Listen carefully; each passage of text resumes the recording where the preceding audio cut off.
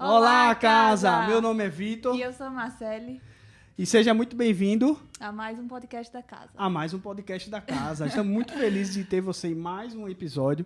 Quero agradecer também vocês que estiveram com a gente nos outros episódios, né? Foi muito legal o feedback que cada um deixou, né? Então a gente tem procurado escutar, ler esses feedbacks, a gente tem procurado melhorar tudo. A gente já está aqui com o microfone melhor, tem água, os tablets, aos poucos a gente vai se ajustando e melhorando, né? Então quero pedir também para você já se inscrever aqui no canal da igreja, né, da Igreja Batista em Prazeres, para você ficar ligado em todas as novidades, nos cultos que a gente tem, tudo que vai estar acontecendo. Então já se inscreve. Quero pedir também para você fazer o clássico triplo C, que é o curte, comente e compartilha. Então é extremamente importante você estar comentando, passando o seu feedback. Quero já também para aí agora e curte aqui esse episódio, né? Já deixa o like aí, já deixa o curtir aí, agora, para você não esquecer.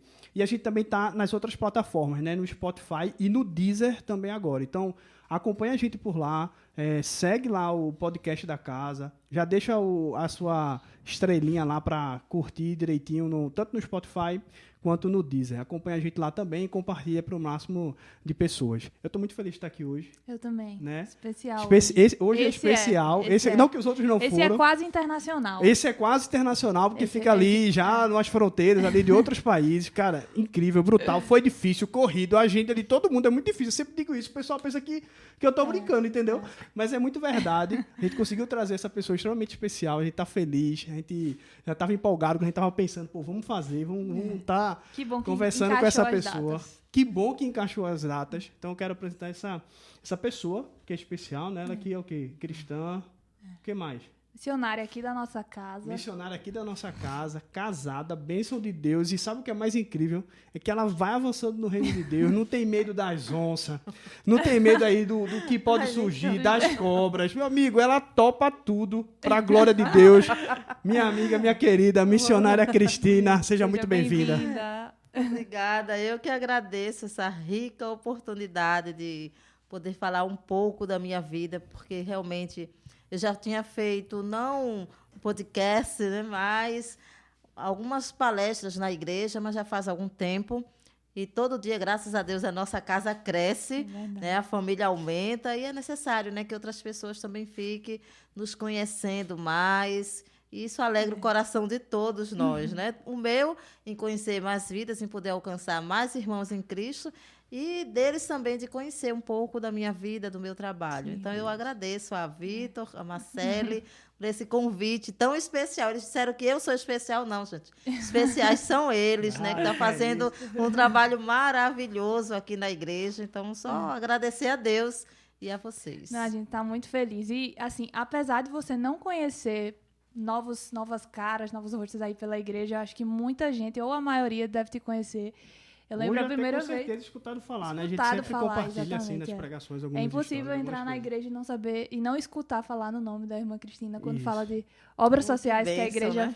Que a igreja faz, missões. A primeira vez que eu vim aqui na igreja, né? Eu sou relativamente nova aqui, mas eu lembro que sempre era citado seu nome nas orações, momentos de dízimos, de ofertas, o quanto esse trabalho tem sido impactado. E a gente está, de verdade, muito, muito feliz de estar aqui. A gente está cheio de perguntas, quer escutar suas histórias. Quer aproximar também, assim, todo mundo, né? Preparada para respondê-las. Não, nesse bate-papo com certeza vai render. Uma coisa, assim, que você falou aí, Marcele, falando assim, não, a gente sempre escutou, você escutou, seja nas orações e também quando se lembra da questão dos dízimos e das ofertas, né? A gente vai estar deixando na descrição, tanto daqui do vídeo quanto do Spotify, no Deezer.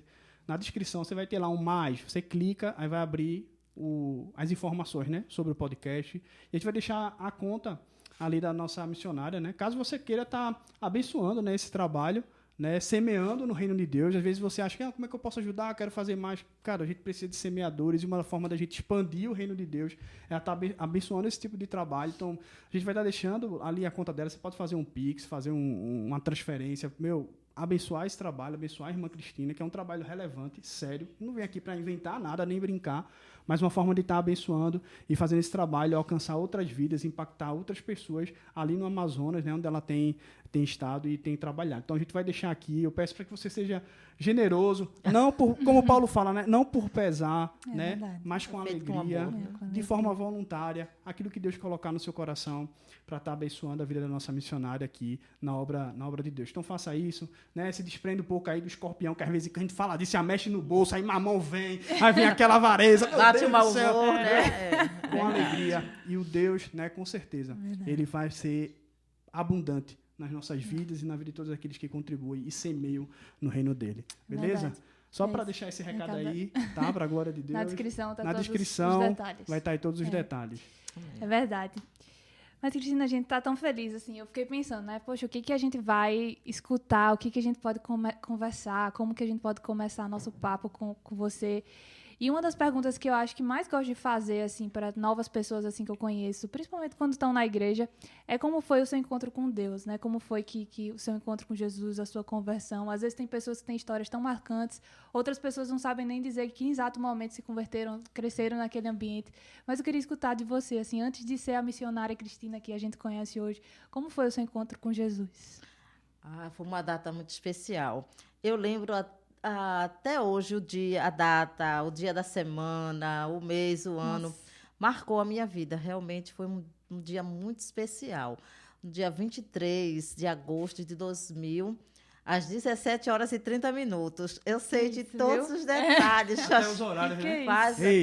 Até os horários. Sabe a data que você se batizou? Rapaz, a data eu não lembro, não. Eu lembro mais ou menos o ano, mas a data, mas o horário, assim... O horário foi então foi marcante, né? Foi marcante, porque antes de eu me converter, eu já fazia missões e não sabia o que era missões. Eu morava em Sotave, aqui bem próximo, ali entre Prazeres e Pontezinha, e eu morava ao lado de uma família, todos evangélicos. E eu via aquele pessoal, era um pessoal diferente. Eu chegava do trabalho, aquele pessoal estava orando. Ia dormir, o pessoal orando. Acontecia alguma tragédia na família, o pessoal orando. E assim, uma alegria diferente.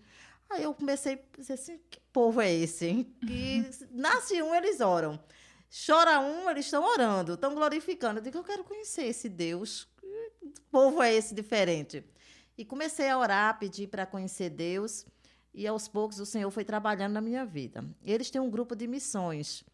E eles ficavam me chamando. Eu era fruto de oração deles. Eles tinham um alvo, né? Tinham um objetivo de me ganhar para Cristo. Então, todos eles me chamavam. Me chamavam para participar dos cultos, participar das orações. Né? Eu passava na rua, assim, eles falavam do amor de Cristo para mim, insistiam mesmo, que assim, quando a gente não é evangélico, a gente não quer saber de nada, né? Mas eles insistiam, pagaram um preço de oração e começaram a fazer missões e me incluíam na lista. Me chamavam para participar e a gente entregava sopa, roupas, né? Nós saíamos para o interior aqui de Pernambuco mesmo, e eu ainda não era evangélica. E exatamente nesse dia 23 de agosto, tínhamos uma obra missionária para fazer, no finalzinho ali de Pontes Carvalho, numa comunidade pesqueira. E eu estava alegre para ir, mas o inimigo, ele é muito sujo. E ele sabe, né, que naquele dia eu ia entregar minha vida para Cristo. Então, ele me deu um desânimo total. E assim, eu estava com roupa tudo pronta para sair com eles. Quando chegou perto, assim, umas 3 horas, eu desisti de ir. E no meu quarto, eu me escondendo lá, o pessoal, bora, Cristina, bora, que a gente tinha o hábito de orar antes, né? Eu não orava, eu não era evangélica. Mas eles oravam ali, e eu escutando lá eles, Senhor, abençoa fulano, fulano, fulano, que vai abençoar a Cristina. Eu digo, eu não vou. Me tira disso aí. Eu não vou, não. E fiquei lá na cama, separei a roupa lá, não quis nem saber. De repente, eu escuto, levanta e sai. Aí eu escutei aquela voz diferente, totalmente diferente ao que eu estava acostumada a ouvir. Foi tão especial que eu vesti a roupa pelo avesso. Levanta a mão. Vesti a camisa pelo avesso, a calça pelo avesso e saí. Fechei a porta e fui embora fazer missões.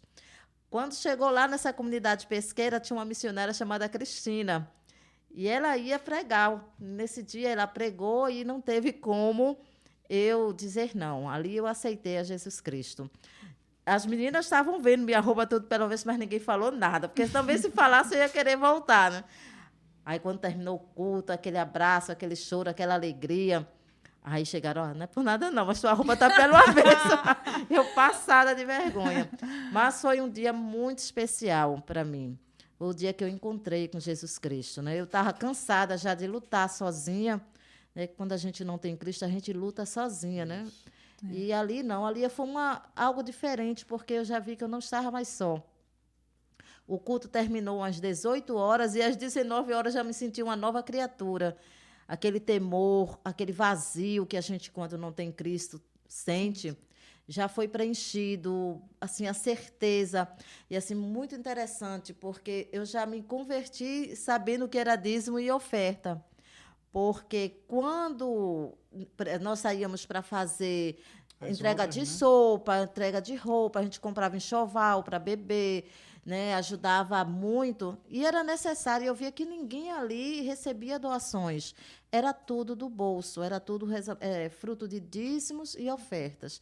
E eu fui entendendo, poxa, como é importante você ser dizimista, como é importante você ser ofertante. Então, quando eu me converti, no dia 24, eu já sabia o que era dízimo e o que era oferta, porque eu já investia na obra, né? Que a gente sempre comprava pão, a gente fazia uma lista, então fulano vai dar pão, fulano vai dar carne, verdura. Então, a gente já ofertava ali, né? Então, eu vi o quanto era importante. Então, eu já me converti sabendo dessa necessidade para fazer missões, precisa de dízimos e de ofertas. Foi uma data marcante, maravilhosa, eu não esqueço. Sim, é um prazer poder estar aqui falando dessa importância, porque nem todo mundo lembra, né, o dia que você se converteu, o momento. Né? E a gente tem que lembrar, porque isso fortalece, é um momento especial. Digo, eu tenho 2 datas de aniversário, eu tenho 23 de fevereiro e 23 de agosto. Então, 2 datas muito importantes e um momento especial. Assim, eu lembro, assim, eu peço assim, você para hoje para refletir, né, essa coisa. Quando foi que eu me converti? Lembrar o dia, lembrar daquele momento especial. É maravilhoso, olha, fortalece. Quando você lembra, fortalece. Na sua casa, você foi a primeira? Não, eu fui a segunda. A primeira foi a Ana Lúcia, que a igreja conhece. Né? A primeira foi ela, depois fui eu, depois minha mãe, minhas irmãs, meu pai. Né? Assim, Deus já foi alcançando a casa. Deus já foi completando a obra ali. Né? Muito bom. E hoje poder dizer, eu e minha casa servimos ao Senhor, é uma alegria. Né? Ainda falta o meu irmão, né? Mas é fruto da promessa, e eu creio que na hora certa o Senhor vai resgatá-lo. Tem trabalhado, Deus tem trabalhado. Deus. Uma coisa assim que legal que você estava falando é sobre, você escutou Deus chamando você ali, olha, levanta e vai, não fica nesse desânimo não, vai para cima, né? E é muito legal assim entender isso, porque eu acho que se a gente fosse abrir para muitos irmãos falar, com certeza eles teriam experiências dessa conversão, alguma coisa. Eu lembro também quando eu me converti, assim, por mais que fosse nascido na igreja, mas a gente sabe que tem um momento que Jesus encontra a gente, né? E eu lembro quando Jesus me encontrou, também tinha essa voz diferente, assim, esse chamado, dizendo, ei, sabe, tá na hora de sair dessa mesmice, é hora de frutificar, que era até uma mensagem que estava tendo do mês dos jovens, foi uma coisa que veio muito forte e diferente no meu coração, sabe? E assim também como Deus te chamou ali, a gente queria já linkar vindo para o campo de trabalho, aquilo que você exerce, né? Eu queria que você pudesse falar um pouco assim, como é que foi o momento que você teve a certeza no seu coração, poxa, eu quero abraçar essa obra assim, de missões, eu vou para o campo missionário, entendeu? Como foi esse chamado? E assim, e aproveitando também, já completo, dizendo assim, por que o Amazonas? Porque podia ser em qualquer outro lugar, podia ser no interior, podia ser aqui perto, podia ser fora do país, mas aí Deus te chama e diz assim, tem que ir para outro lugar. Como é que foi que surgiu isso? Como é que você entendeu esse chamado e surgiu isso tipo para o Amazonas? O amor a missões começou mesmo antes de eu me converter, né? Eu já fazia missões. Eu era professora particular e eu trabalhava com crianças de todas as classes sociais, né? Trabalhava com filhos de advogados, médicos, assim. E eu dizia assim, eu quero ensinar, eu quero ajudar outras crianças que não podem pagar o reforço escolar, que não pode ter essa ajuda. E eu dizia, Senhor, eu quero trabalhar com crianças carentes. Mas nem pensava em Amazonas ainda, nem local, imaginava nem sair nada. Eu só dizia para ele que eu queria trabalhar nessa área da educação para crianças que não tinham acesso a professores particulares e até mesmo que não estavam sendo alfabetizados na escola. E eu fui orando, pedindo a Deus discernimento, sabedoria, que Ele me mostrasse um lugar. Nesse grupo de missões que eu trabalhava aqui no interior de Pernambuco, tinha uma moça, amiga minha, que foi também separada para fazer missões fora. E ela foi para o Humaitá, no Amazonas. Chegando lá do Humaitá, ela casou e foi para Benjamin Constant. Chegando em Benjamin Constant, ela conheceu uma missionária professora que trabalhava com indígena e que estava tendo um problema, porque ela não estava conseguindo uma professora que trabalhasse na área da educação, que falasse português, né, que lá só tinha professores indígenas, e que gostasse de alfabetizar, trabalhar nessa área. E teve um encontro na igreja com esta amiga minha, e ela falou, olha, eu conheço uma moça lá em Prazeres, ela é professora e tem um desejo no coração de trabalhar na área com crianças carentes, né? E vamos orar. E oraram, me comunicaram. Naquela época não tinha WhatsApp, não tinha e-mail, eles mandavam carta. A carta passa 30 dias para chegar aqui. Então, eles mandaram uma carta, chegou com 30 dias essa carta, né? Ela solicitando para a gente se conhecer, trocar uma conversa direitinho, trocar uma ideia, orar, para ver se realmente era isso que Deus queria. Então, quando ela me apresentou a proposta, eu já me apaixonei. Ela falou, olha, é para trabalhar com crianças carentes, tem algum problema? Eu digo, não, porque era isso que eu estava pedindo a Deus. Já foi uma confirmação. Já foi confirmação. E aí passou 2 anos eu me preparando para ir, porque eu nunca tinha ido para tão longe. Precisava de recursos, precisava cortar o laço em casa, né? Porque minha mãe, assim, éramos muito unidas, assim, mãe, os irmãos. Então, precisava ainda trabalhar no coração dela. Ela não aceitava de imediato, né? Assim, você é a filha criada ali debaixo da asa dela, ir para tão longe, um lugar onde a gente não conhecia, porque o Senhor não me revelou nada, viu? Sem WhatsApp. Sem WhatsApp, sem operadora, né? Para falar o telefone. Não tinha. Eu passei 2 meses quando eu fui para lá, 2 meses para me comunicar. E o dia que eu me comuniquei, só foi chorar. Não me comuniquei nada, Saudade né? grande, né? Saudade, 2 meses sem falar. Então, assim, Deus foi tudo, ele tem um plano, um projeto. Então, foi tudo se encaixando. Essa amiga foi para lá, casou, conheceu a Maria José. A Maria José entrou em contato com ela e juntas ficaram orando. Um dia eu cheguei lá, no Amazonas. Mas foi, assim, bem difícil, porque eu não tinha o hábito de sair de casa, passar dias, né? E ali eu estava indo para uma terra que eu não conhecia. Já tinha viajado para um lugar mais Não, distante, mais longe era Belo Jardim, Salobro, aqui mesmo na área de Pernambuco, né? Então, assim, nunca tinha ido para longe. Né? Foi a primeira viagem de avião, assim. Foi a primeira viagem de avião. Ixi, mas eu estava tão ansiosa que eu não tive medo. Engraçado. E nessa época, o avião que levava... Sempre foram 2 voos, né? Daqui para Manaus, de Manaus, Tabatinga, de Tabatinga, Benjamin. E o avião de Tabatinga, de Manaus para Tabatinga, era bem pequenininho. Era daquele avião modelo antigo. Modelo teco-teco, né? Meu Deus do céu. Quando o tempo mudava, a gente tremia dentro do avião. Era horrível. Aí foi meu primeiro desafio ali. E Deus foi confirmando. O tempo ele planejou e ele foi adaptando. Quando você desce em Tabatinga, então, ainda tem um trecho até Benjamin Constant. Digo assim, a minha viagem daqui para Benjamin, para minha casa, eu uso os 4 meios de transporte. O terrestre, o aéreo, o aquático. O aquático, vai tudo, os 3, né? Porque eu saio daqui, vou para o aeroporto, né? E do aeroporto eu vou para Manaus. De Manaus, eu pego outro avião para Tabatinga. Chega em Tabatinga, eu pego um carro para ir para o porto. Quando chega no porto, eu pego um tipo de barco para ir para Benjamin. Quando chega em Benjamin, eu pego um carro para ir para casa. Então, assim, é bem longo a primeira vez logística. Que você foi, você já foi direto para Benjamin? Fui para Manaus. Para Manaus. Porque nessa época, como tinham um avião pequeno, então era um período assim de 2, 3 dias para se pegar o outro. Entendi. Então eu fiquei na casa de um pessoal lá em Manaus durante 8 dias, esperando o próximo voo, que era tudo assim agendado. Hoje, graças a Deus, está bem mais fácil. Mas assim, tinha que agendar esse voo para Tabatinga. Então eu tive que esperar 8 dias para poder. Você lembra a primeira vez que você pisou lá em Benjamin? O que você sentiu? Qual foi a sua impressão? Super estranho, né? Primeiro, nunca tinha feito uma viagem tão longa e precisar de barco. Quando eu cheguei, que eu olhei aquele rio Alto Solimões, meu Deus, que eu só conhecia no livro de geografia. Quando eu olhei, meu Deus, que rio extenso. Eu não sei nadar. E aí tinha que descer um barranco cheio de mala. Aí entrar é tipo um barco fechado. Aí você entra, eles botam a mala, fecha, mas as janelas ficam abertas.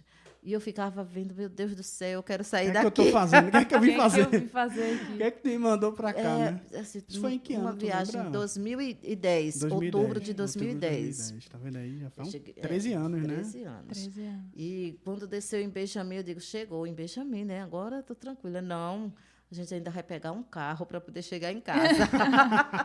Isso o dia todinho, né? Eu chego em casa, pronto, eu vou viajar no dia 28. Eu vou chegar em casa no dia 1º, vou viajar, o voo é de 10 horas, eu vou chegar no dia 1º de março, de 6 horas em casa. Então, é uma viagem muito longa, muito cansativa. Assim, eu digo, quando eu olhei, eu digo, meu Deus, isso é longe demais. Isso é interessante. Estava falando aí sobre isso, desse chamado, dessa questão toda. Eu lembrei de Gênesis 12, quando Deus chama Abraão. Né? Deus chega assim, olha, sai, Abraão, dessa tua terra, da tua parentela, e eu vou te mandar para um lugar que eu vou te mostrar. Vai para um lugar que vai te mostrar. E às vezes é assim também que Deus faz. Né? Às vezes, quando Deus nos chama, né, Deus sempre requer que a gente... É necessário que a gente deixe alguma coisa, sabe? Seja para o campo missionário, que você falou, poxa, eu deixei minha casa, eu deixei esses lugares. E às vezes, por mais que você não vá, vamos dizer, para o Amazonas ou para outros lugares, mas assim, quando você é chamado para a obra, existem algumas coisas que vão ter que ficar ali stand-by. Mas ele não... Interessante você falando assim, olha, mesmo com tudo isso, eu tenho certeza que Deus não deixou um vazio ali. Mas ele vai completando, ele vai mostrando qual é o plano, ele vai, né, caminhando junto com você. Por mais que eu estava com saudade... À medida que você obedece, ele vai mostrando. Vai revelando, e o plano não é revelado logo todo, né? Na medida que você vai, né, acontecendo Não me mostrou como era o Amazonas, não. Só de maneira nenhuma. Eu, quando cheguei em Benjamin, ia começar a moradia. Né? Aqui, minha casa, graças a Deus, é uma casa simples, mas tem um conforto. Né? E quando eu cheguei em Benjamin, que eu olhei assim a casa, que eu ia, meu Deus, é aqui mesmo. Primeiro eu achava que era um depósito ali onde a gente botava as malas, tal, eu ia para casa, né? Aí a menina me mostrou o quarto. Meu Deus, a casa de madeira tem assim um palmo de uma madeira para a outra. Todo cuidado para as coisas não caírem. Tinha 1 metro de altura. Né, que ficava tipo palafitas aqui, só que lá é normal por causa do rio. Do rio, né? Aí ela foi logo dizendo, tem que ter cuidado, porque o que cair fica lá embaixo. E minha mão é assim, eu estou penteando o cabelo, cai o pente, né? Estou escrevendo, cai a caneta. Então, eu perdi muito pente, muita caneta, porque caía nas brechas. E eu ficava olhando, meu Deus, por aqui passa uma cobra. Por essa brecha passa uma cobra, meu Deus. Aí eu botava uns tapetes assim para tapar as brechas, mas não tinha jeito. Mas aí a gente foi se adaptando, né? Casa telhado de zinco, gente, um calor. Olha, grande. Um calor daqueles. Quando dá meio-dia, a sensação é que você está dentro de um caldeirão sendo cozinhado. Mas fora que também chove, eu vi uma vez você falando, chovia também. A senhora estava quente, a hora chovia. Chove muito. Assim, você sai de manhã com a roupa assim, mais leve, tranquila, mas tem que estar na mochila uma capa, uma bota, né, sombrinha, par de roupa. Tem que estar preparado lá. Tá vendo aí? Tem que ser... Deixa eu perguntar, e em relação à culinária? Porque você cresceu aqui, você nunca teve contato com outra comida, comendo aqui charque com macaxeira e cuscuz. Ô, menina, cuscuz, uma beleza. Chegou assim, lá, e como que era, assim, as primeiras refeições? Assim, eu perdi peso, porque primeiro a gente tem que se acostumar com o tempero deles, que é bem básico. Assim, eles fazem aqui se faz um cozido de peixe, aí leva chuchu, batata, um monte de coisa que coloca no cozido, né? Lá não, um caldo de peixe é o peixe cheiro verde. Só isso, né? Não Nem tem, um salzinho. não. Assim, um salzinho de leve, porque eles dizem que o peixe, e é verdade, o peixe contém um sal natural. E quando você bota o sal, ele perde o sabor dele. E para eles o importante é o sabor. O sabor natural. É o sabor, o cheiro é totalmente diferente do que a gente cozinha, porque aqui a gente cozinha e sente o cheiro, o gosto, tudo misturado, né? Vários sabores num prato só. E lá não, é exclusivo o gosto do peixe, o cheiro do peixe. Assim você aprende a reconhecer o peixe que você está comendo pelo cheiro. Ah, eu já sei, olha, aquilo é pirarucu, pelo cheiro, aquilo é pacu, aquilo é pirapitinga, aquilo é uma arenga que tá. Eu passo e digo, olha, tem gente fazendo caldo de arenga. Olha aí, ó. Olha aí as especialidades Porque que é o cheiro. Não tem esse excesso de condimento gostoso. Mas que, de certa forma, realmente eu aprendi com eles que tira o sabor mesmo da carne que a gente está comendo ali, né? Aí eu digo, eu já aprendi, eu reconheço o peixe. Aí, no caso, você hoje está em Benjamin Constant. Benjamin Constant. Que é no Amazonas. E acho que você tinha falado que faz fronteira com... com o Peru e com a Colômbia. Então, e aí a gente tem essa mistura de cultura. Isso. Né? Tanto porque tem o indígena... como eu trabalho mais com a etnia ticuna, aí nós temos o ticuna brasileiro, nós temos o ticuna peruano e nós temos o ticuna colombiano. São 3 culturas. Então, Benjamin Constant ela tem 3 culturas dentro de uma só.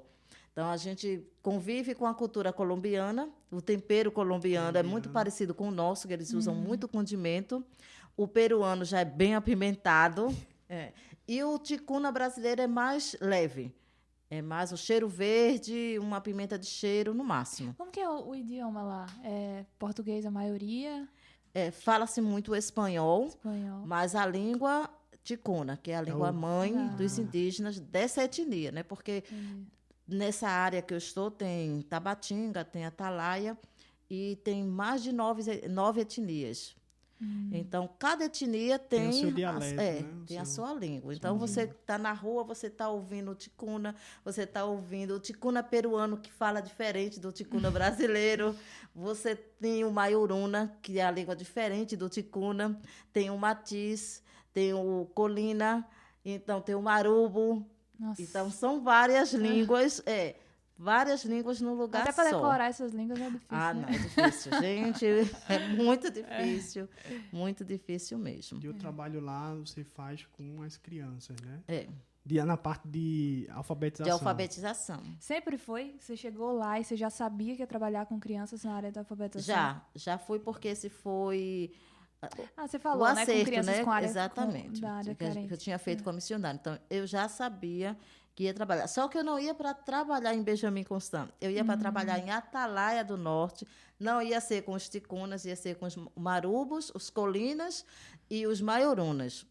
Mas Deus tinha outro projeto. Então, eu fiquei 15 dias lá, a menina adoeceu. Ela foi diagnosticada com lúpus e teve que sair de Benjamin para a cidade dela.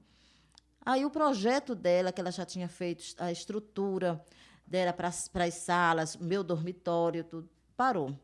Estacionou, ali não era vontade de Deus.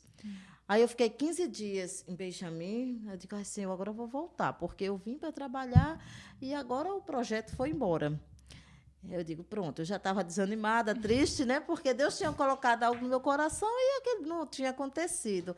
E eu já estava triste. Então, quando já estava perto de 15 dias, eu conheci um pastor que foi na casa desse casal e disse, rapaz, eu vim da casa do missionário Cláudio, eu estou muito triste porque ele está angustiado, porque ele não me conhecia e ele não sabia que eu estava ali com esse propósito de ensinar. Ele estava conversando com o casal da casa. E ele está orando a Deus por uma professora, e eu fiquei assim, Senhor. Ele está orando a Deus por uma professora, porque o projeto dele está parado, que não tem professora. Toda professora que vem, conhece a área e vai embora. E ele está muito angustiado. Aí eu digo, irmão, me leve lá na casa desse missionário, que eu quero conhecer. Cheguei lá, eu me apaixonei por essa base que fica na aldeia indígena de Filadélfia, indígena dos ticunas, E a estrutura é excelente, do jeito que eu sonhava. Tinha salas de aula, tinha banheiro, tinha refeitório, só faltava a professora. E Deus mandou Olha, a professora. ele ficou tão alegre, e eu também, porque ali eu entendi que o meu chamado não era para Atalaia do Norte, meu chamado era para ali, porque ele tinha providenciado tudo, conforme eu sempre sonhei. Né? A sala de aula toda já montadinha, lousa no quadro, só me esperando. Então, foi incrível plano como de Deus. as peças vão se encaixando, É né? verdade. Às vezes a gente não consegue enxergar por completo para onde Deus está mandando, mas à medida que a gente vai obedecendo, a gente vai conseguindo encaixando as peças até a gente entender o plano final de Deus, né? Ele foi trabalhando. Sabe o que eu queria saber? Uma curiosidade, assim, um choque cultural que você teve, que você jamais imaginava, assim, que você chegou. Porque, assim, eu tive o privilégio de ter uma experiência internacional também, morar um tempo fora. E eu tive alguns choques culturais e alguns momentos, assim, que eu me senti... Ou vergonha que eu passei, ou algum momento que eu não entendi. E pra você, assim, o que foi mais impactante quando você chegou lá? Assim, uma experiência, algo que você logo lembra quando fala de choque cultural? Aqui nós temos o hábito muito de abraçar. Né? A gente aqui, brasileiros, tem essa fama, né? Gosta de abraçar, gosta... Isso. E lá, não. Lá, o pessoal, quando chega alguém, assim, os indígenas, quando vai receber alguém, eles são mantêm mais uma distância. Agora, eu acostumada a abraçar, ser chamada de tia pelos meus alunos, né? Tia Cristina. Cheguei lá, assim, senti logo aquela rejeição. Já estranhou meu logo. Deus, já senti a diferença. Aí eles bem distante, o índio ele é bem assustado. Quando ele não te conhece, ele fica bem assustado. E eles ficavam pendurados nas árvores, as mais altas que você imaginar. Aí eu passava, eles jogavam as frutinhas em mim, aquilo me deixava irritada. Né? Não chegava e falava, eles ficavam rindo, falavam na língua dele algo que não tinha nada a ver, quer dizer, me ignorava completamente. Até eles se acostumarem comigo. E eu também passei por esse processo de aceitar eles. Porque aqui a gente trabalha com crianças em todas as classes, mas são limpinhos, assim, cheirosinhos, né? Sim. Tomam café, vinham tudo arrumadinho para o reforço, tudo bem bonitinhos. Quando eu cheguei lá e assim, eu olhei as crianças, tinha criança que nem banho tomava 2, 3 dias. Né? Crianças totalmente não penteavam o cabelo, não escovavam os dentes. Né? Crianças, filhos de agricultores que iam para a roça, passavam 2, 3 dias, e essas crianças ficam sozinhas, porque essa realidade ainda existe. Filhos de pescadores que vão para o Alto Rio, passam 2, 3 dias. Crianças de 3, 4, 5 anos ficam sendo cuidadas pelo irmão mais velho de 8, 9 anos, que é criança também. Não tem essa coisa de dizer, vai tomar um banho, vai trocar essa roupa. Então, quando eu cheguei lá, tinha criança que comia ovo. Gente, quando você come ovo, não toma um banho. Né? E eles têm o hábito de comer com a mão. Imagine, come com a mão, passa a mão de ovo no cabelo. Nossa. Pense naquele cheiro. Come peixe, passa a mão no cabelo, no corpo. E eles têm um cabelo grande, né? Assim, piolhos, gente, assim, são cheios.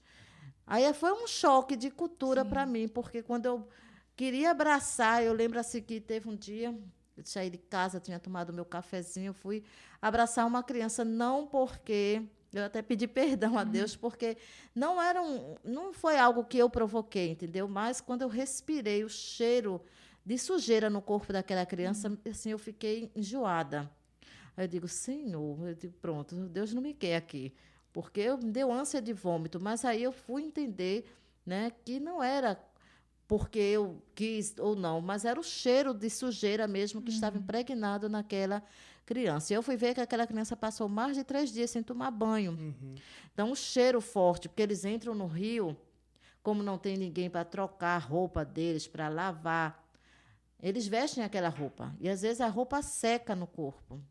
Uma roupa que as crianças brincam o dia todinho, come, passa a mão no cabelo, vai dormir com aquela roupa, no outro dia não está cheiroso. Verdade.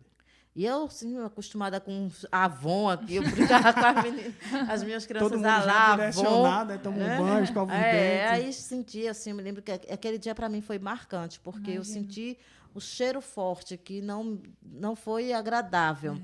E eu fiquei preocupada. Tanto é que eu passei um tempo, me juntei com as meninas, assim, as outras colegas que trabalhavam lá, e vamos fazer uma campanha do banho.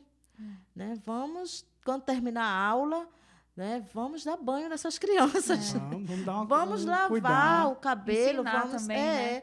Vamos fazer campanha para escovar os dentes, pentear o cabelo, trocar a roupa, porque a gente não precisa de muito para fazer essas coisas. Precisa, assim, que você conduza. Né? E a criança, quando você ensina, ela faz. Quando você não ensina, ela não faz. Então, o problema todo era esse, que eram crianças não ensinadas à higiene.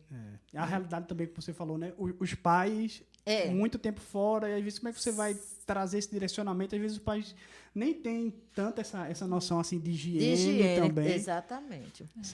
Isso e a maioria deixa mesmo, é uma cultura muito forte, isso na cultura lá. O filho mais velho, ele é pai e mãe dos mais novos. Só que ainda é uma criança. Você não pode cobrar a responsabilidade de uma menina de 9 anos a cuidar de uma criança de 8, que é escadinha, né? De 8, de 7, de 6, né? De 5, de 4, de 3. O de 1 já está andando, mas já tem 1 na barriga. Então, a responsabilidade dessa menina de 9 anos é muito grande, não dá conta. Né? Então, assim, foi um choque. Assim, essa realidade, eu senti muito. É uma realidade que a gente pensa que está tão distante, né? Que nunca vai... Quando aparece por perto, assim, assim era muito triste ver, porque essa criança de 9 anos, ela é privada da infância, né? Porque ela não estuda, e eu ficava triste, assim, quando dava de manhã, por que não veio? Professora, eu tive que dar mingau, eu tive que ficar olhando pequenininho em casa. Aí eu digo, meu amor, você tem que ir para a escola. Não tem como estudar, professora, não tem. Assim, isso me deixava... muito triste. Na realidade, assim, diferente. Essa de certas responsabilidades, assim, tão novas. Tão nova, e já ter essa responsabilidade de cuidar dos irmãos em todas as áreas. Desde o preparo do alimento, entendeu? De olhar para não causar, nem sofrer nenhum acidente, não cair. Às vezes cai no rio, morre afogado. Às vezes desaparece. Então, assim, toda a responsabilidade cai sobre essa criança de 9, 10 anos. Às vezes, uma semana, que é o tempo que vão para a roça, limpar, preparar, vão para a pesca, e às vezes vão para a venda de entorpecentes, que é o mais triste. De droga lá é uma realidade também, né? E como que é a sua rotina de trabalho lá? Como que é hoje? Funciona? Geralmente, eu vou de manhã logo bem cedo. Né? Hoje está mais leve, porque a gente vai ensinando as outras pessoas a ter uma responsabilidade. Porque quando eu cheguei logo, eu fazia tudo. Então, era muito cansativo. Assim, separar alimento, ir comprar alimento, preparar alimento, dar ordens, né, administrar direitinho, ir para a sala de aula. Então, quando chegava no final do dia, eu estava morta. As crianças, eles fazem a refeição na escola? Fazia. Hoje, a gente está por questões de... Depois da pandemia, caiu muito a questão de doações. Aí eu estava mais restrita a alimentação. Então, eles só estão almoçando. Entendi. Mas antes era café? Era café de manhã cedo. A gente preparava chocolate, né, pão com margarina, às vezes ovos, né, tacate, que é tipo uma farofa de banana, mingau de banana. Isso a gente começava a fazer de 5 e meia da manhã, para quando ele chegasse já está tudo prontinho. Mingau de aveia, que é bem forte lá, esse mingau de aveia. Então, a gente preparava. Quando chegava de 7 horas, eles já estavam tomando café ali, já se alimentando, e a gente ia para a sala de aula, depois tinha atividade recreativa, aí depois o culto, aí eles eram liberados todos os dias. É bom que já ia aproveitando e já inserindo essa palavra de Deus, né? O evangelho ali com eles, né? Às vezes a gente pensa que não, às vezes, não, é criança, faz assim, não precisa nem falar muito, mas eles falam, absorvem, e às vezes acaba passando para o colega, para os pais também, né? Principalmente. Para os pais. Só quando, assim, é aquele pessoal bem envolvido, né, no narcotráfico, é que... com questões assim de entorpecentes, essas coisas, com drogas, é que eles não dão muito ouvido, assim. Mas aqueles que têm problema com álcool, né, eles participam, né, insistem que os pais levem, que as crianças participem.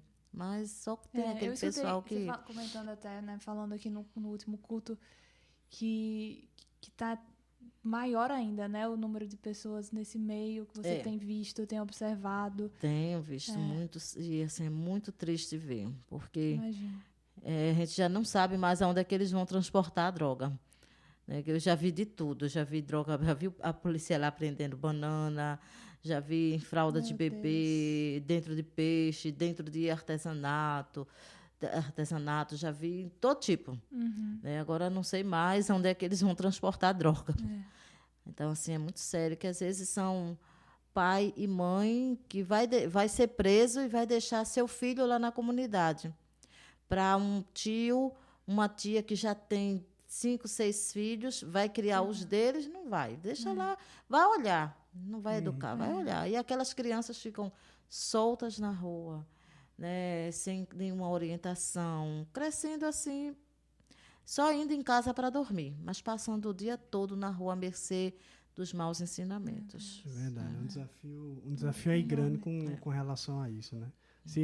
Eu vi você falando também, será daqui da cidade, né, do asfalto, quando chegou lá, foi para a realidade do navio, do barro, né? Já é uma coisa que... eu dizia que quando começavam a rir de mim, eu dizia... Olha, eu sou filha do asfalto. Eu não sei andar na lama, não sei andar no barro. Né? E assim, eu sofri, morriam de rir, porque eu vivia com a coluna doente, que eu dava cada escorregão. Aí ia lá no chão, quando voltava, passava a mão no rosto.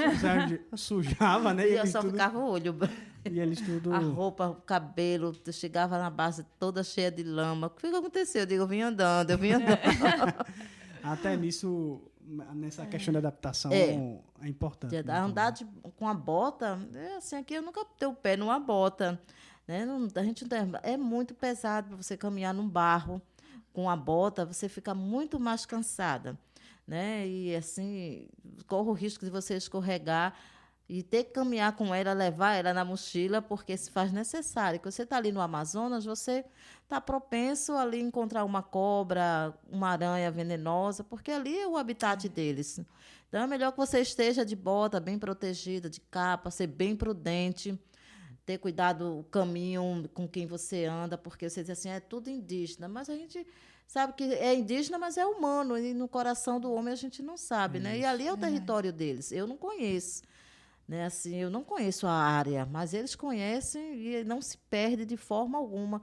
Eles tocam nas árvores, eles sabem o caminho que estão andando, eles sabem quem passou ali. É muito interessante. Que tipo de bicho? Eu digo, misericórdia. É como se eles estivessem ali. Que eles têm com a natureza é muito grande. E a gente que é estranho para aquele local, a gente tem que ser bem prudente, né? Tem que estar de bota assim, se necessário, de capa, né? Eu sempre ando com um pau ou com um teçado, porque a gente não sabe quem vai encontrar no meio do caminho. Então, é melhor que você esteja sempre... em termos de animais selvagens, né? Não, esse é o meu maior medo. Já encontrou? Já, cobra, sim. Já vi. Já vi. Graças a Deus, eu nunca vi uma onça, nem quero ver. Mas já. Então, a gente tem que ter todo um cuidado. Quando a gente fala de missões, assim, principalmente no meio da juventude, assim, a gente vê algumas pessoas se despertando, querendo ir, entendendo o chamado, mas, ao mesmo tempo, às vezes, por querer tanto cumprir o ID, né, e sair, eu quero fazer missões na África, eu quero ir para fora do Brasil, Deus tem me chamado para isso, e às vezes não busca até a capacitação para que isso venha acontecer, ou até mesmo cumprir alguns processos necessários para que a gente vá. Por que eu falo isso? Eu lembrei da história de uma moça jovem que queria tanto ir para missões, só que o pai dela desejava muito que ela concluísse a faculdade, né? E ela fez, não, mas eu entendi de Deus e tudo mais, e eu consegui isso. E aí ela foi pro pastor da igreja, e o pastor da igreja instruiu ela, fez assim, não, obedeça seu pai, né? Faça primeiro o que ele está falando e tal, e depois você vai poder ir. E quando ela chegou em casa e comentou isso com o pai dela foi para a igreja, não era cristão, foi para a igreja, agradeceu o pastor, assistiu o culto e aceitou Jesus. Né? Ver como Deus faz tudo, né? Ele entendeu. Imagina se o pastor dissesse, não, mas é seu chamado, vá contra tudo abre a mão isso. De tudo e vá. E o que eu tenho entendido muito, e tenho até conversado com o Vitor muito a respeito de que Deus nunca vai chamar pessoas que não têm nada para deixar para trás, né? É incrível quando a gente começa a se envolver na obra de Deus e a gente começa a dizer sim para Deus, como tantas demandas aparecem na nossa vida, como a gente fica mais ocupado, como parece que a carga do trabalho aumenta. Então, Deus sempre chama a pessoa. A gente olha para a vida dos discípulos, nenhum discípulo ali não tinha nada para deixar. Todos deixaram alguma coisa para cumprir, para obedecer, né? E até ouvindo um pouquinho do que você falou também no culto, né? Você precisou se capacitar também para que você cumprisse esse chamado. E qual a importância, se você pudesse deixar uma mensagem para todos os jovens, todos aqueles que têm no coração o desejo de sair, de ir para o campo missionário, de se capacitar, de entender os processos, para que você realmente obedeça a Deus da maneira correta? Marcela, até uma certa época, antes desses 13 anos, eu achava que não era necessário, né? Que bastava você querer ir fazer missões, bastava você sentir no coração o desejo de fazer a boa vontade. Quando eu cheguei lá, eu vi que não era assim. Não era. Entendeu? Você precisa colocar a serviço de Deus a tua vocação, o teu chamado, a tua profissão. E, apesar de eu já ter uns quase 10 anos com educação aqui, cheguei lá, mas eu não tinha certificado. Então, eu não fui de imediato aprovada. Então, quando o cacique ele me chamou, perguntou, tu é formada em quê? Tu é professora mesmo? Porque não adianta dizer que eu era professora, que já trabalhava nessa área e tal. Ele fazia, tu fez faculdade onde? Aí eu digo, eu não fiz faculdade. Então, assim, ele fez, a FUNAI proíbe quem não é professor aqui. Então, para você. Então, o cacique, até Odácio, falecido já, foi muito meu amigo. Assim, ele gostou muito de mim, então ele me ajudou muito. Ele fez, tu vai fazer assim. Para tu ficar aqui, tu vai para a faculdade. Aí eu digo, mas a faculdade tem que fazer o vestibular? Ele disse, Aí fui me informar. Eu digo, meu Deus, só tem a federal lá. Eu digo, federal logo. Federal, não podia ser aquela particular, não. Não, federal. Aí eu digo, meu Deus, eu sempre tive medo de vestibular. Né? Digo, de redação, daquele processo todo. Digo, mas vou ter que... Não tinha Enem, né? Era estudar mesmo, fazer a prova. Esperar ser aprovado. Né? Eu digo, eu vou tentar. Eu digo, se é projeto de Deus... Se é plano dele, eu vou tentar. E eu fiz a prova, não achei difícil, assim, o tema da redação foi tudo tranquilo, aquele processo normal, como qualquer outra federal. E eu fiz e esqueci. Como a gente mora muito próximo de Letícia, eu fui passar uma semana, ganhei uma semana em Letícia, foi aniversário de Letícia, e eu passei uma semana lá. Uns grupos de missões que tinham chego, me levaram para lá para passear e eu fui. Já tinha esquecido de vestibular. Assim, eu fiz e digo, seja feita a tua vontade. E lá em Letícia é uma cidade? Colômbia, a cidade da Colômbia. E eu lá bem tranquila, e o sinal da operadora é muito ruim, às vezes não pega. E só faltava um dia. E eu tinha sido aprovada e eu nem... E o pessoal tentando entrar em contato comigo para me dar a notícia. Aí, quando eu cheguei no Brasil, o sinal pegou. Aí eu vi lá um monte de mensagem. Tu foi aprovada, tu tem que correr lá na faculdade, levar teus documentos, fazer tua inscrição. Eu digo, meu Deus, eu nem acreditei. Aí eu só agradeci a Deus, porque era um projeto, um plano dele que estava sendo cumprido ali na minha vida. Passei os 4 anos e meio normal da faculdade, foi muito difícil, porque a faculdade fica na cidade, eu morava na comunidade indígena. Então, eu tinha que fazer esse percurso todos os dias a pé. Aí, a volta não tinha assim, transporte, eu tinha que voltar andando. E ali foi quando eu chorava, dizia, Senhor, meu Deus. Quando dava assim, 6 horas, a faculdade era tarde, já por causa dessa logística, porque é ruim, que é meio da mata, fica difícil. Quando dava 6, 6h30, que eu largava da faculdade, eu ia andando. Uma distância como daqui para o aeroporto, no meio da mata, isso às vezes debaixo de chuva, aí eu, às vezes chorando, eu misturava lágrima com chuva, com barro. E era muito difícil, porque eu tinha que levar bota. Eu não tinha muito tempo, porque eu nunca coloquei a faculdade, nunca coloquei nenhum projeto meu acima do meu chamado. Então, eu estudava de madrugada, fazia meus trabalhos. Eu era uma das melhores alunas, porque eu não... Eu dizia, olha, Senhor, o Senhor me permitiu então o senhor vai me ajudar. E eu ficava ali na madrugada, todinha, fazia meus trabalhos, estudava, mais de 5h30, eu estava lá em pé, cumprindo o meu chamado. Que eu dizia para os professores, às vezes eles marcavam trabalho, eventos, semana de pedagogia pela manhã, eu digo, olha, eu não vou, porque eu tenho um chamado. Para fazer. Eu tenho um chamado, eu não vou, como outro emprego, não posso abrir mão. Então, tudo que eu posso fazer na madrugada é estudar de madrugada. Então, eu estudava de madrugada, fazia meus trabalhos, 5h30 eu estava lá. E Deus sempre me honrou. Amém. Minhas notas eram uma das melhores, os professores elogiavam.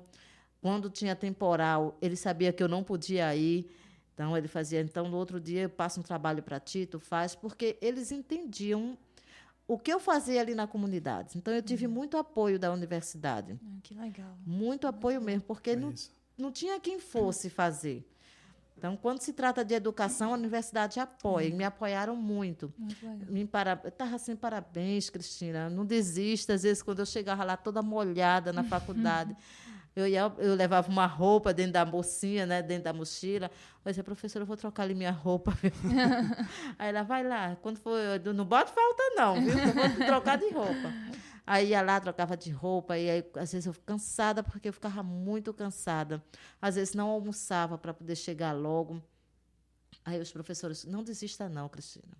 Eles não eram evangélicos, eles me davam uma força. Não desista, veja o que você está fazendo na comunidade para aquelas crianças. A gente vai te ajudar, você pode chegar um pouquinho mais tarde. Sempre foi assim. Eles sempre me ajudaram por causa dessa importância que se fazia presente ali na educação. É aquilo que Jesus fala, né? Assim, colocar realmente o reino dele em primeiro lugar. Eu sempre dizia, todo mundo já me conheceu, eu disse, não marque nada, porque eu tenho... A minha música era essa, né? Quando eu saí daqui, tocava muito aqui na igreja, e eu sempre dizia, olha, eu tenho um chamado. Eu estou de manhã, não. Eu conto comigo de manhã, não, que eu tenho um chamado. E tem gente que reclama de pegar ônibus todo dia, né? De pegar você ia na chuva, andando. Na chuva, andando, e sol ficava quente. até tarde. Tem gente às vezes assim, não posso vir porque eu tenho que fazer isso. E tem a prova, veja, você, além de cumprir aquilo que Deus tinha te chamado, ia estudando e lutando, e Deus ia te abençoando e honrando, até com a ajuda dos professores, eles te incentivarem nessa caminhada. E nesse período que eu estava na faculdade, Vitor, Deus me usou muito ali. Amém. Deus me usou muito, assim, às vezes eu ficava sem entender o que Deus, os planos dele. Então, Deus me usava para orar. Às vezes tem um problema muito grande de depressão na região. E Deus me levava para orar por vidas ali, dentro do banheiro, que estava chorando, estava desesperado. E eu lá levava uma palavra de conforto, e a gente orava juntos, chorava juntos. Né? Pessoas que tinham um problema seríssimo de libertação, e eu ensinava como é que uma pessoa cristã deve se posicionar. Então, eu assim, sou muito grata a Deus, porque o período da faculdade foi um período que eu fui instrumento ali. Né? Ganhei vidas para Cristo na faculdade, né? De pessoas envolvidas com prostituição. Né? Assim, que a prostituição é muito forte também. E, assim, de eu exortar. Assim, era uma autoridade que Deus me dava, que hoje eu digo assim, meu Deus. Peraí, eu me mesmo? chamava de juíza. Porque tudo que tinha lá era Maria Cristina resolve. Eu digo, eu não resolvo nada. Não, vai para Maria Cristina, que ela resolve. Bota aí que ela vai fazer uma oração e vai para cima. E eu ia lá, lutava pelos direitos. Não, professor, não é isso não. Olha, ela não pôde fazer porque a família dela estava doente. O senhor tem que... Era sempre assim, eu digo, vamos orar. Eu dizia, vamos orar. Bacana, assim, e exortar, assim, pessoas com problemas precisava mesmo de cura, de libertação. E que no começo me odiava, porque quando a gente fala do amor de Deus, a gente é odiado muitas vezes. Isso. Pessoas que lutavam contra mim, que queriam me destruir, e quando terminou a faculdade veio me dar abraço. Né? Parabéns, Cris, pelo teu trabalho, valeu a pena. Assim, foi um período bem difícil, mas muito gratificante. Tá vendo aí você aí? Fique firme, viu? Fique firme. Dá testemunho. Gente, olha o quão é importante você dar testemunho. Amém. E muitas vezes, Vitor e Marcele, aconteciam situações de perseguições, né? O inimigo criava situações para que eu envergonhasse o nome de Deus. E eu tinha que ter um posicionamento, porque eram ainda hoje, muita gente me olhando, me observando, me acompanhando, muitos jovens me acompanhando, me observando. E você tem que ser firme. Na sua carne, na sua vontade, você não vai. Então, eu tinha que, muitas vezes, passar madrugada orando, Senhor, me ajude, para que eu seja a luz, para que eu dê testemunho. Porque tinha adolescentes, jovens, tudo querendo, me copiando muito mesmo, copiando a cor do meu batom. Lançando moda. Lançando moda. Tendências. E assim, o comportamento, a forma como você fala, a forma como você fala de Jesus, como você se comporta diante da sociedade não evangélica, até mesmo dentro da sociedade evangélica. Assim, é um testemunho. Você tem que ser testemunho vivo. Sim. Porque as vidas estão te acompanhando ali. Você pensa que você está na sua sala de faculdade, as pessoas não estão te observando. Elas estão te observando e esperando. Não elas, a gente sabe que a nossa luta não é contra a carne, né? Mas estão ali esperando que você dê um vacilo para poder dizer, olha, é crente, vê o que ela está fazendo. Olha, é crente, vê onde ela está. Olha, vê a resposta que ela deu para o professor. E é crente. Então, eu tinha que estar me policiando o tempo inteiro, me vigiando na minha forma de falar, porque eu tenho um gênio forte, viu? Está pensando que eu sou essa calminha?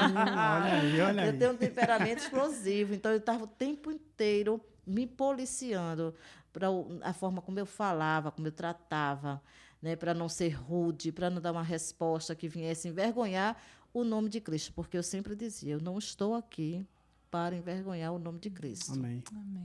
Então, tinha que ser luz, tinha que dar testemunho. Então, essa era... Importante.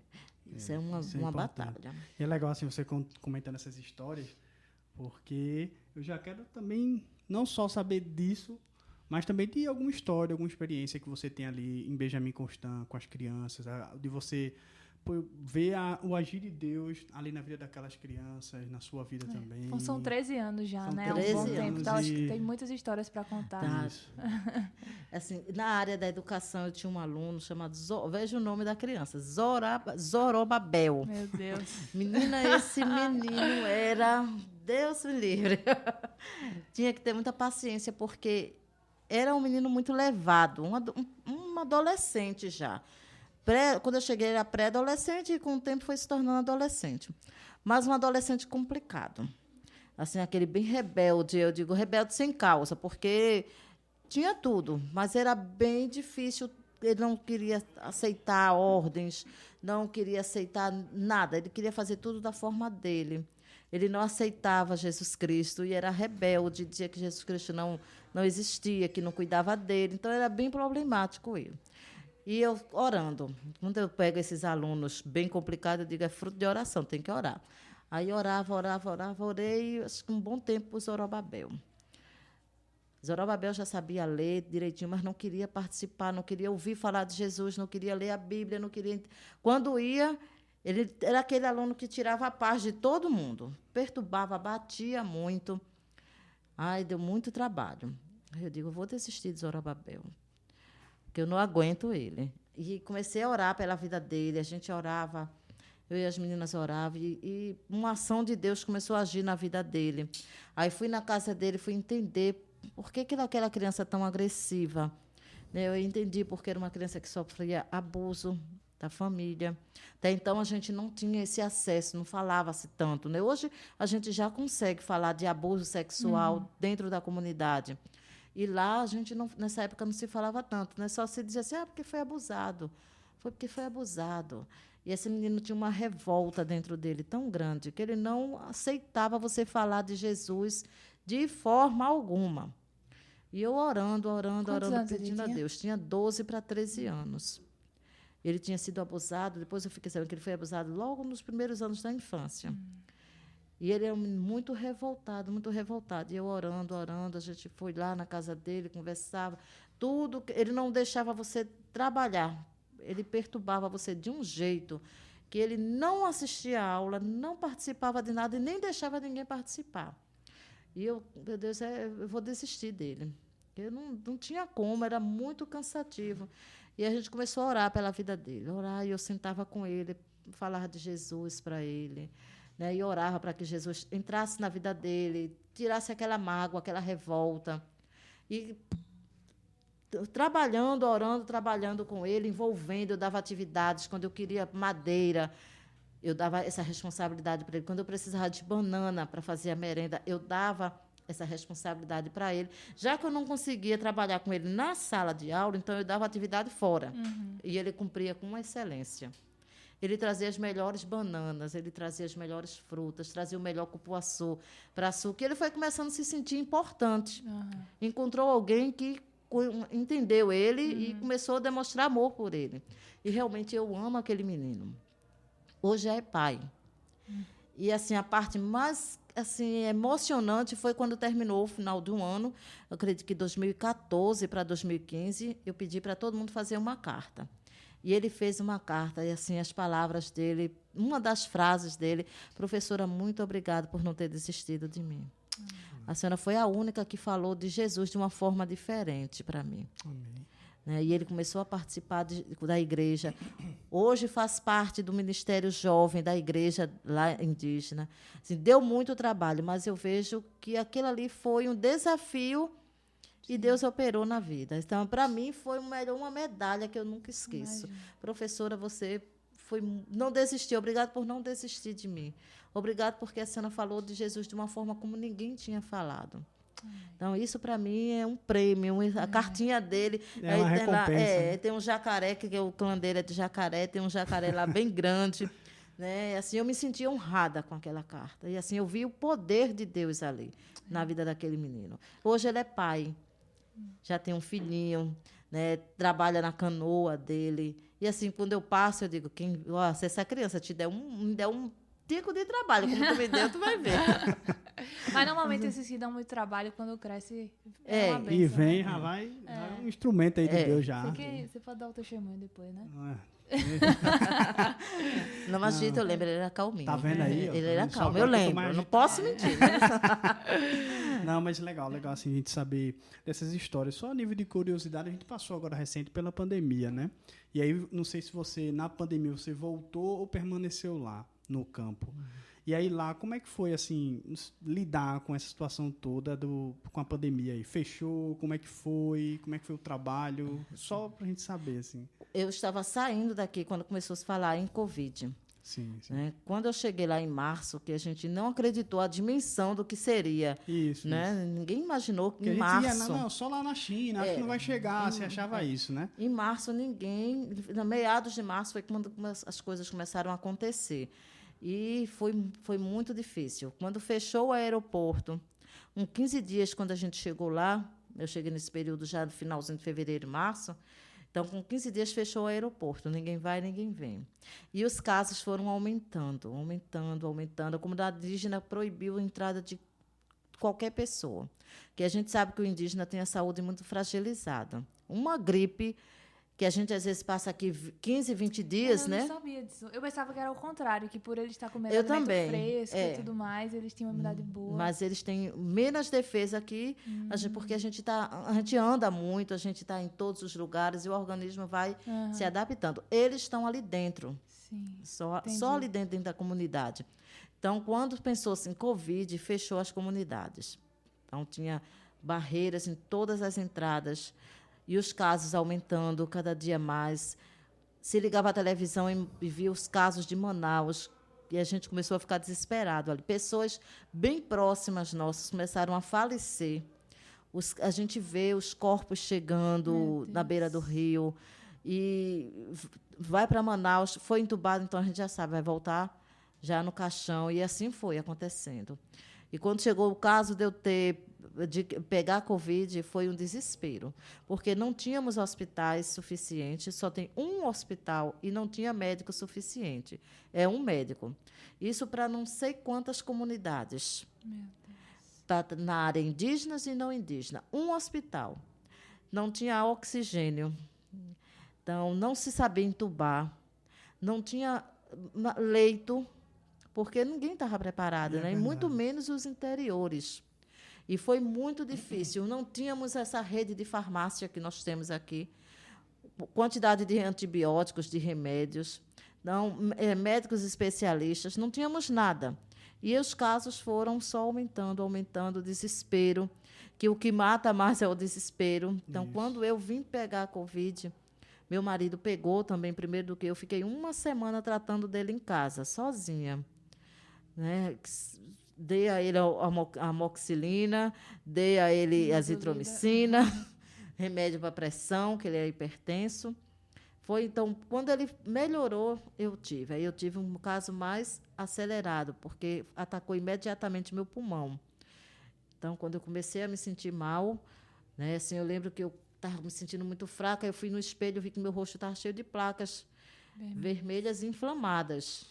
Pronto, agora eu vou para o hospital. Quando eu cheguei lá, o médico fez o teste imediatamente, Covid.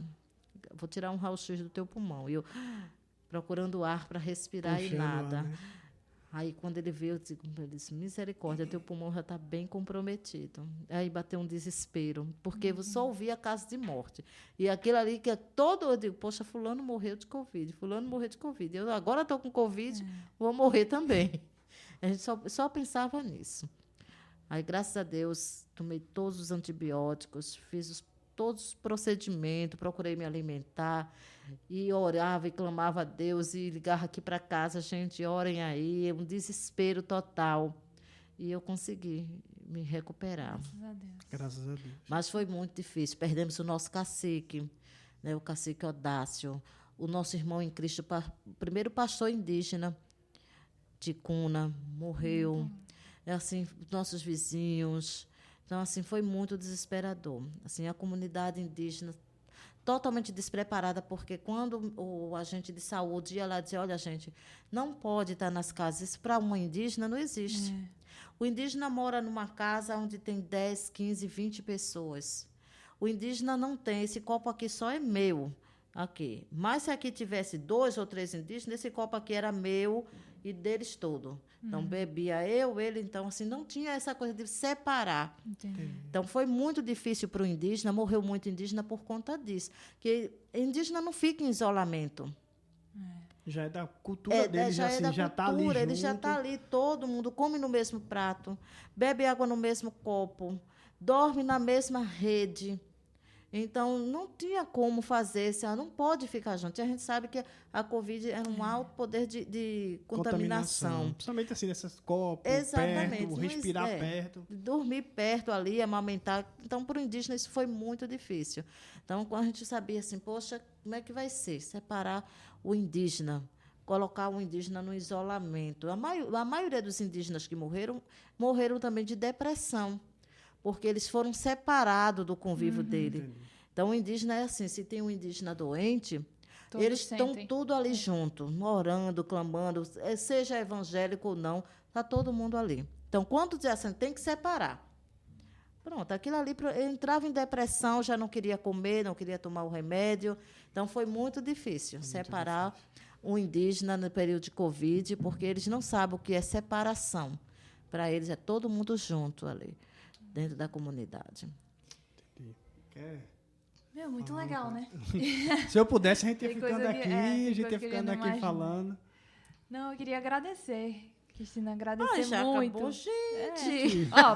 Primeiro podcast dela, ela não sabia nem o que era podcast. Não sabia nem o que era, mas eu avisei. Se a gente pudesse, a gente ia ficando aqui. Eu já vou puxando outras perguntas, outras coisas. Aí, bom. Mas aí fica para a parte 2. Aguardem, que com certeza vai ter. Estarei aqui, se Deus quiser. E a gente vai fazer uma parte 2 já com outras coisas, outras histórias, e vai ser bênção demais de novo. Mas é uma alegria, foi muito bom receber você aqui. A gente tá no início do podcast, é o 3º episódio nosso, e ter você está sendo muito especial. Próximo ano a gente espera receber num estúdio melhor, mais climatizado, né? Porque todo mundo que entra aqui morre de calor. Mas a gente queria finalizar assim, pensando que a nossa missão, por mais que a gente não esteja lá no Amazonas, a gente tem um papel fundamental estando aqui, né? E eu queria que você passasse um recado final para o pessoal que está assistindo, como que a gente pode ajudar não só a sua obra, mas ser missionário, cumprir a nossa missão, sem estar no campo missionário. E depois a gente queria encerrar orando por você, por sua viagem, por tudo. Assim, Marcele, orando. Quando você não sai para um campo, porque você pode ser missionário dentro da sua casa, na sua rua, no seu bairro, na sua empresa, na sua faculdade, no colégio. Você pode fazer missões ali. Mas, quando você se pensa em missionário no campo, fora do teu local ali de residência, então, a oração. Orar, ser dizimista, ser ofertante, se envolver com a obra missionária. Na igreja local, né? Exatamente. Participar dos cultos missionários, das palestras, né? Participar das atividades, seja a igreja tem atividade com a casa, né? Então, se envolver. O projeto Casa.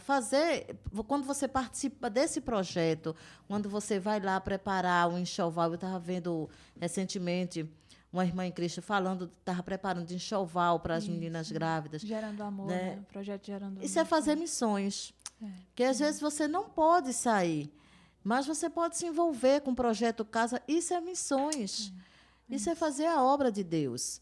Né? Isso é se envolver na obra. Então, quando você se envolve, porque a gente tem que quebrar essa coisa assim, o missionário é aquele que arruma a mala e vai. E não é. Quando você se envolve com um projeto, principalmente aqui na nossa igreja, os projetos Casa, você está fazendo missões. Porque a pessoa que está precisando pode ser aquela que está do teu lado ali, na tua rua, na tua casa, no teu bairro. Quando você prepara uma cesta básica, quando você traz de sua casa 1 quilo de alimento, você está fazendo missões. Quando você vai ali dar uma aula, você ensina algo que você sabe fazer muito bem, culinária, artesanato, você está fazendo missões. Não é apenas o preparar a mala e o ID. O ID é isso, é você sair da sua casa com esse desejo no coração de ajudar o próximo, de falar do amor de Deus. Que assim, eu aprendi assim, não adianta você falar do amor de Deus e não oferecer nada para aquela pessoa. Imagina quem é que vai ficar ouvindo você falar do amor de Deus com a barriga roncando, o menino chorando porque não tem leite, a mulher perto de ter neném, não tem um pacote de fralda. E quando você usa esse seu amor pela vida, você abre mão de alguma coisa, de uma Coca-Cola, e compra um pacote de fralda, você está fazendo missões. Você abre mão da batatinha frita, do cinema, e doa para que um responsável possa comprar material de limpeza, de higiene. Você está fazendo missões. Então, ter o amor por missões é isso. Não é só aquele que não tem que ir, tem que sair do Brasil, tem que sair do meu estado. Não. Quando você tem amor ao próximo, você ajuda, você se doa, venha fazer o sopão, né? Eu participei de muitos sopões aqui na igreja, né? E isso é missão. É sair, ter missão, fazer o amor, orar, né? Ter uma vida separada, né? Não se envolver com as coisas do mundo, se consagrar. Eu digo assim, é uma responsabilidade muito grande quando você vai fazer a obra do Senhor, seja qualquer coisa, sempre orar, sempre estar buscando a presença de Deus, se separando das coisas do mundo, das pedras de tropeço, né? Se revestindo, porque você vai entrar no campo do inimigo. Isso é muito então, importante. Vocês têm que estar revestidos, não se faz a obra de Deus de qualquer jeito. Né? Eu sempre ensino isso lá, gente, olha, seja lá o que for, seja para servir um copo com água, seja para ministrar, seja para dirigir, não importa, se consagre, faça temendo a Deus, respeitando, porque ali é a obra do Senhor. Então, fazer missões para mim é isso, Marcele. É você se preocupar, ter zelo, primeiramente por Deus e pelas vidas. E pelas vidas, massa. Melhor encerramento que esse? Não, rapaz. Não existe. Não existe. Cristina, muito obrigado. Eu mais que uma agradeço. vez. Foi uma bênção. Vai ter a parte 2, aguardem. Aguardem-me. Aguardem. A gente vai terminar orando pela tua vida. Que Deus Amém. possa te ajudar, né, nessa caminhada. Vamos orar? Pai, obrigado, Deus, por esse momento, por esse tempo aqui de conversa, de mesa. Que tempo, Deus, enriquecedor, Senhor. Nós te agradecemos por tudo aquilo que foi compartilhado, quantas experiências, quantas histórias, e a gente pôde escutar e entender o teu agir e cuidado ali no campo missionário com a vida de Cristina, Deus. Eu quero, Deus, de forma especial, que esse amor por missões, esse amor pela tua palavra, pela tua obra, não fique apenas nessa conversa, mas alcance o coração daqueles que vão estar nos escutando, Deus, mais tarde. Eu quero te pedir, Senhor, também de forma especial pela vida de Cristina, Deus. Para que tu esteja, Senhor, derramando sempre da tua graça, derramando da tua unção, derramando, Deus, do teu poder sobre a vida dela, Amém, de autoridade Senhor. sobre a vida dela, Assim Deus. seja. Que tu possa estar consolando a tua filha nos momentos difíceis, Amém, que tu possa estar Jesus. encorajando a tua filha nos momentos de Assim dores, seja, momentos de meu lutas, Pai. Pai.